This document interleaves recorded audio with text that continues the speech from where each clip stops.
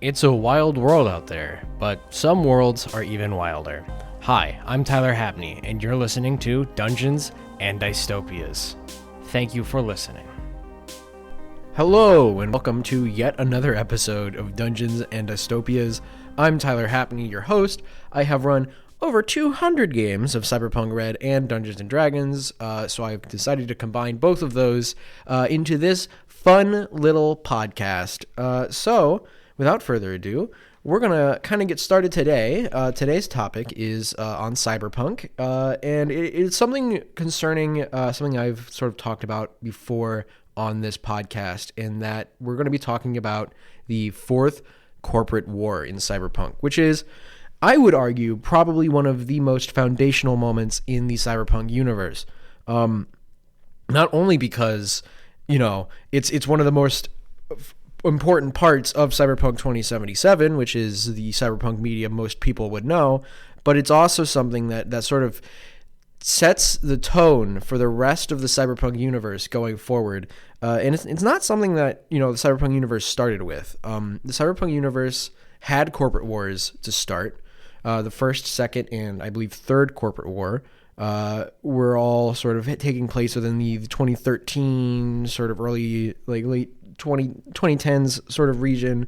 And they were pretty rough. The first corporate war had a lot to do with Orbital Air and EBM, which was, basically it's a buyout attempt from EBM.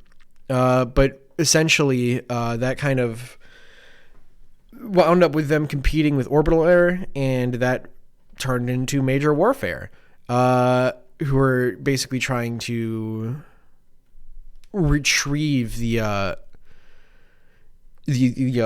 leftovers of this company, TWA. Orbital Air won in the end, and that's probably why they're a more popular company in Cyberpunk. You can see a lot of Orbital Air stuff in 2077, especially if you go through Phantom Liberty. They're a cool company. They're about space and stuff. I'm assuming they're probably up to some pretty rough things, which we will actually probably get to later on. The second corporate war was actually between two different companies we've talked about before on this podcast, and that would be Savoil and Petrochem. This was kind of sort of the foundation of where Savoil and Petrochem are now, in the terms of companies that really just hate the shit out of each other. Basically, I believe the war ended with, I think it was Savoil lost, and Petrochem would go on to sort of be the winner there. But I don't know. It says they withdrew from the region. So I guess it was more of a stalemate than anything. But I would still consider Petrochem the technical winner. The third corporate war was the first war that was fought entirely over the net. And it had to do with a large sum of money that people were sort of fighting over. And yeah, that one was primarily fought over the net. I think there might have been boots on the ground somewhere in like space or something, but I do not believe the third corporate war was as destructive as the first and second, and not nearly as destructive as the fourth war was going to be. And now we can kind of get into the main topic today of the fourth corporate war, which I would argue is one of the most important moments in cyberpunk lore. If you don't know about the fourth corporate war, if you play Cyberpunk 2077, you will find out a lot about its ending. But you don't exactly know a ton about how it started, who it was between, what happened exactly that led to the Night City bombing, the nuking of Night City. And that is what we're kind of here to discuss today. So, without further ado, the fourth corporate war started when a certain company called IHAG, which was a mega corporation that was sort of specialized in underwater and water-based transportation and shipping, which is huge. It's huge. It's a huge, section. That's a lot of trade. But IHAG goes bankrupt, And there are two other corporations that work with ocean trade and shipping called OTEC and Sino. And OTEC is, OTEC stands for Ocean Technology and Energy Corporation. They are an American company. And I believe Sino is French. So there's a little bit of a interesting sort of conundrum there, I guess. But IHAG, by the way, in its original glory, was German company. So right now we have an American company, a French company fighting over a German company. This point, though, OTEC and Sino are pretty much neck and neck in terms of financial gains and profitability and how much money they have saved up. So things are pretty much at a stalemate between the two companies. So one of them, or they both decide that the only way in which they're going to be able to obtain IHAG is by basically lowering the stock value of the other company. And so began a long series of campaigns and little missions to sabotage either OTEC or Sino, depending on which side you were on. And the whole time, Eurobank, the Bank of Europe, is essentially short-stocking them or sabotaging this entire thing in hopes that Eurobank can actually wind up acquiring IHAG through like foreclosure. So obviously, there's a lot going on here. But I mean, look, there's not a lot that can happen between OTEC and Sino alone because they're both so evenly matched, and it's just, you know, they can't exactly go off and fight all that on their own. So after about a year of fighting between themselves, OTEC goes out and hires the American company Militech, and Sino hired Arasaka, which is a Japanese company, and also happens to be pretty much the bad guy of Cyberpunk. Arasaka and Militech are both pretty terrible companies. All things considered, they're about equal in how pretty terrible they are, and we'll get into why Militech's bad later. But Arasaka, just plain and simple, they're a company that believes in Japanese supremacy. That Japan has a financial, economic stronghold over the world, and therefore yada yada yada. That's just how Saburo Arasaka thinks. He's old World War II veteran, so he's still got some of that Imperial Japan kind of mindset in him, and that's sort of a huge part of why Saburo Arasaka is the way he is. But that's an entire other can of beans we can get into on a different episode. For today, we just want to discuss what kind of happened between Arasaka and Militech.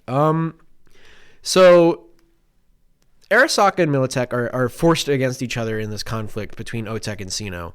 And I think both companies already at this point did have a bit of animosity towards each other because they pretty quickly set forward into a sort of shadow war, where they're sort of plugging at each other from a distance over the net. Maybe they're sort of setting in sort of subterfuge operations or assassination stuff, but it's nothing.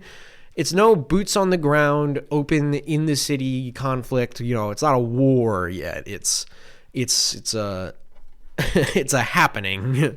But basically, this kind of goes on. Arasaka people gets killed by Militech at a Sino facility. Militech gets sunk by Arasaka sometime in Sino-controlled waters. So it starts to kind of rise. And it gets pretty bad to the point where the war started to get kind of personal between Arasaka and Militech, just because Arasaka was killing so many Militech people, Militech was killing so many Arasaka people. And there was there was just a bit more incentive for Arasaka and Militech to keep going, because guess what? OTEC and Sino, they were forced to the negotiation table. And they both made an agreement. They both came to an agreement. Well, Arasaka and Militech weren't cool with that. So OTEC and Sino, despite canceling the security contracts for Arasaka and Militech, Arasaka and Militech are still going at it. This was beyond Otech and Sino now. This was a war between Arasaka and Militech for, well, reasons that it happened during that security contract and likely beforehand as well. And then this all got super crazy and supercharged when Arasaka came out with Soulkiller. And if you played Cyberpunk 2077, you know what Soulkiller is. It's the thing that killed Johnny Silverhand, technically. But Soulkiller is a program that can be run in Cyberpunk where your character's consciousness, essentially, is fried out of their body, copied into something called an engram, and then sort of kept on a chip, or in a place called Mikoshi, which is effectively a soul prison, but it's really like a server where they keep all of the engrams. Yeah, that's Soulkiller was huge, and they started using that and like testing it on Militech executives, which means they would attack people through the net, basically upload this virus or this program onto their headsets or their whatever, and through the net they could copy your consciousness, kill you, and then interrogate you for all the information you have. And if you didn't want to give them that information, they just change your code. They make you a different person that is willing to give up that information, because Mikoshi is a terrible location, which is one of the big plot points behind 2077, is that it's a legitimately a place where people's humanity is stripped from them in favor of getting information for some greedy mega corporation. Yay, Cyberpunk! So, Soulkiller, Militech got a little angry at that. And that is what happened when the war became hot. Militech just started going nuts on Arasaka facilities. It started with Arasaka going after a Militech factory in Virginia, while at the same time Militech was going after an Arasaka factory in Yokohama. And by mid-July of 2022, it was a hot war. There were boots on the ground, combat in the streets, people blowing up factories and stuff like that. It was a full-on hot war. Cities were starting to turn against each other, and more importantly, were starting to get wiped off the map by weapons instituted by Arasaka and Militech. For one, Arasaka, I believe, orbital striked the city of Chicago. Chicago's just gone. I mean, there might still be some left, but it is, it's not that great. There is a bioplague released by Militech in the city of Busan, completely making that a ghost town. Hong Kong was left in ruins. Rio de Janeiro reduced to rubble. It was a worldwide event that was destroying millions of lives. It's really, really, really bad by this point. And people, they're fighting. They're fighting hard. And this fight doesn't just, it's not just restricted to the planet Earth. No, in fact, this war managed to find its way into space. And through orbital air and some of their space stations, they have these people called high riders. And the essential point behind a high rider is that this is somebody who was born in space. They have technically no connection to the Earth. They've never been on the Earth. They don't really know anyone from Earth. They just know people from space. They were born in space. No connection. Those are high riders. They were essentially treated as a cheap labor workforce by Orbital Air and the other companies that are up on the planet. And during this Fourth Corporate War, it was about 7 hours. It took them about 7 hours. They completely took over the space stations that they were on, and well, they started threatening the planet with orbital strikes if they weren't left alone. So unsurprisingly, the High Riders were left alone. During this whole thing, Oh my god. So much stuff happened. Raish Bartmoss got orbital struck. This was when Raish Bartmoss died. It's canon. I'm pretty sure that there's a mission you can do in the Fourth Corporate War book that involves this, or it's the first one actually. But basically, Raish keeping himself in a fridge, like Indiana Jones style. You are tasked with either protecting him or saving him. But no matter what you do, in the end, Arasaka drops an orbital strike on the apartment. It's the first orbital strike used in the entire war, in the entire history of Cyberpunk, and it's on Raish Bartmoss, which I think is cool. I think Ray should think that's pretty cool. But yeah, that, a lot of stuff happened.